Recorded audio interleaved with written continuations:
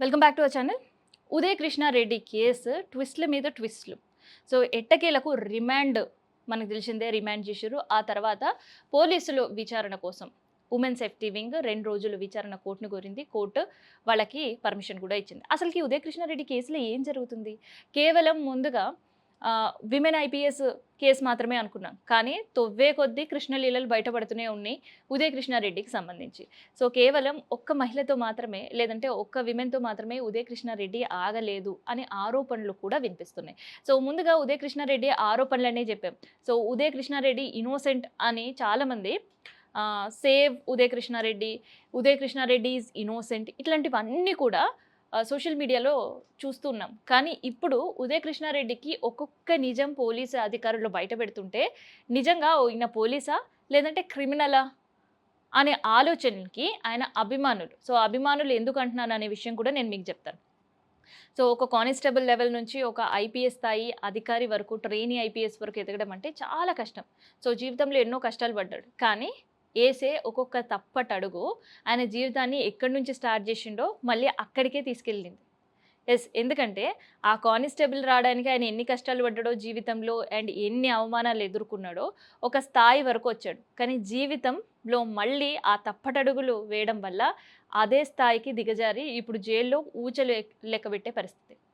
పోలీసులు 500 ప్రశ్నలు సంధించారు ఉదయ్ కృష్ణారెడ్డి. కానీ ఇదే ప్రశ్నలు ఉదయ్ కృష్ణారెడ్డి ఒక క్రిమినల్‌ని సంధించే పరిస్థితి. ఆ ప్లేసెస్ అన్నీ కూడా రివర్స్ అయ్యాయి. ఒక ఐపీఎస్ అధికారి స్థాయిలో ఉండే ఉదయ్ కృష్ణారెడ్డి ఇట్లాంటి ఎన్నో కేసులు ఛేదించాలి. ఇలా ఎంతోమంది మహిళలకి అండగా ఉండాలి. ఇలాంటి ఎన్నో కేసులలో బాధితులకు న్యాయం చేయాలి. కానీ ఇప్పుడు ఇలాంటి కేసులనే ఉదయ్ కృష్ణారెడ్డి చిక్కుకోవడం. సో ఇలాంటి కేసులు తవ్వే కొద్దీ ఒకటి బాధితుల సంఖ్య పెరగడం. సో ఈయన కానిస్టేబుల్‌గా ఉన్నప్పుడు 2014లో ఒక మహిళతో కూడా ఈయనకి రిలేషన్‌షిప్‌లో ఉన్నాడట. సో, ఆ బాధిత మహిళ ఏంటంటే ఒక డైవర్సీ. సో, డైవర్స్ కోసం వాళ్ళ హస్బెండ్ పైన కంప్లెయింట్ పెట్టడం, తర్వాత ఆమెకి డైవర్స్ లేట్ అవ్వడం, తర్వాత తను ఒక ఇన్‌స్టిట్యూషన్‌లో ప్రైవేట్ ఉద్యోగం చేయడం, తర్వాత ఉదయ్ కృష్ణారెడ్డి ఉద్యోగం బంద్ చేసి నువ్వు హైదరాబాద్‌కి రావాలి అని ఆమెను చెప్తే, ఆమె హైదరాబాద్‌కి రావడం. సో, ఉదయ్ కృష్ణారెడ్డి ఉండే లొకాలిటీలో నియర్ బై ఇంకొక చోట ఆయన ఆ అమ్మాయికి ఉద్యోగం ఇప్పించడం, తర్వాత టుగెదర్ లివింగ్ రిలేషన్‌షిప్‌లో ఉందాము అని అమ్మాయిని కోరంతో ఆ అమ్మాయి రిజెక్ట్ చేయడం, అఫీషియల్‌గా నాకు డైవర్స్ రాలేదని. సో, ఇలాంటివి అన్నీ కూడా ఉదయ్ కృష్ణారెడ్డి ఇష్యూస్‌లో ఒకటి బయటపడుతున్నాయి. సో, అలా ఒక బాధిత మహిళ. రెండోది అకాడమీలో. సో, అకాడమీలో ఇంకొక అమ్మాయితో కూడా అసభ్యంగా ప్రవర్తించాడంట. ఆ తర్వాత ఇంకొక అమ్మాయితో ఒక రిలేషన్‌షిప్‌లో ఉన్నాడట. ప్రేమ కబుర్లు చెప్పాడట. ప్రేమ లేఖలు రాసాడంట. వాళ్ళు కూడా రిప్లైలు కూడా ఇచ్చారట.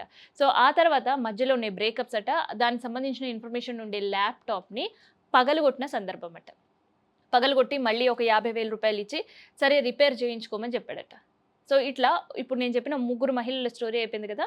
నాలుగో మహిళ ఏంటంటే Uday Krishna Reddy Instagram. So, Uday Krishna Reddy IPS అనే పేరు మీద ఇన్‌స్టాగ్రామ్. ఆ ఇన్‌స్టాగ్రామ్‌లో 36,000కు పైగానే ఒక ఫాలోవర్స్. కానీ పోలీసుల విచారణలో ఇన్‌స్టాగ్రామ్ ఓపెన్ చేస్తే అందులో జీరో ఇన్ఫర్మేషన్. జీరో ఇన్ఫర్మేషన్ అంటే ఇన్ఫర్మేషన్ ఏం లేదు. ఆయన సక్రమైన దారిలో నడుస్తున్నారు అని చెప్పడం నా అభిప్రాయం కాదు. ఉన్న ఇన్ఫర్మేషన్ అంతా కూడా ఉదయ్ కృష్ణారెడ్డి డిలీట్ చేస్తారు. అసలు నిజంగా ఫస్ట్ నుంచి మనం ఉదయ్ కృష్ణారెడ్డి ఏమీ తప్పు చేయలేదు. లేదంటే ఎందుకు ఇలాంటి ఆరోపణలు ఎదుర్కొంటున్నారు ఇవన్నీ మాట్లాడే. కానీ ఉదయ్ కృష్ణారెడ్డి రిమాండ్ తర్వాత ఒక్కొక్క విషయం పోలీసులు బయటపెడుతుంటే అందరికీ షాకింగ్ లానే ఉన్నాయి. సో, ఇన్‌స్టాగ్రామ్ ఫాలోవర్స్ 36,000 మంది ఫ్యూజులు ఎగిరిపోయేటట్టు కూడా ఉదయ్ కృష్ణారెడ్డి బిహేవియర్ ఉంది అనేది పోలీసులు చెప్తున్నారు. సో, కేవలం ఒక విమెన్ ఐపీఎస్‌తో మాత్రమే ఈయన అరాచకాలు ఆగలేవట. ఈయన బాధితుల లిస్టు చాంతాడంతుందట. సో, ఒకరిని ప్రేమతో, ఇంకొకరిని పెళ్ళితో, ఇంకొంతమంది ఆయన లైఫ్‌లో జరిగిన ఒక ఎమోషనల్ స్టోరీస్ చెప్పి వాళ్ళకి దగ్గరవ్వడం, ఇట్లాంటివి ఎన్నో అరాచకాలు ఉదయ్ కృష్ణారెడ్డి చేశాడట. సో, ఇప్పుడు ఎవరైతే ఫస్ట్ ఒక ధైర్యం చేసి ఆ అమ్మాయి కంప్లెయింట్ పెట్టిందో, ఆ అమ్మాయి నంబర్ తీసుకొని బాధితులందరూ కూడా ఆ అమ్మాయికి కనెక్ట్ అయ్యి, వాళ్ళతో ఉదయ్ కృష్ణారెడ్డి చేసిన బిహేవియర్ ఏంటి? అండ్ ఎట్లా వాళ్ళని ఇబ్బంది పెట్టిండు? అండ్ వాళ్ళ పైన ఎలాంటి అకృత్యాలు చేసిండు? వాళ్ళ పైన ఎలాంటి దాడి చేశాడు? లైంగికంగా వాళ్ళని ఎలా వేధించాడు? వాళ్ళని ఎట్లా లొంగదీసుకున్నాడు? ఇట్లాంటివన్నీ కూడా బాధలు ఇప్పుడు ఆ విమెన్ ఐపీఎస్‌కి చెప్పుకుంటూ తిరుగుతున్నారట. సో, ఈ విమెన్ ఐపీఎస్ కలెక్ట్ చేసిన ఇన్ఫర్మేషన్ అంతా కూడా పోలీసులకు చేరవేస్తుందంట తను.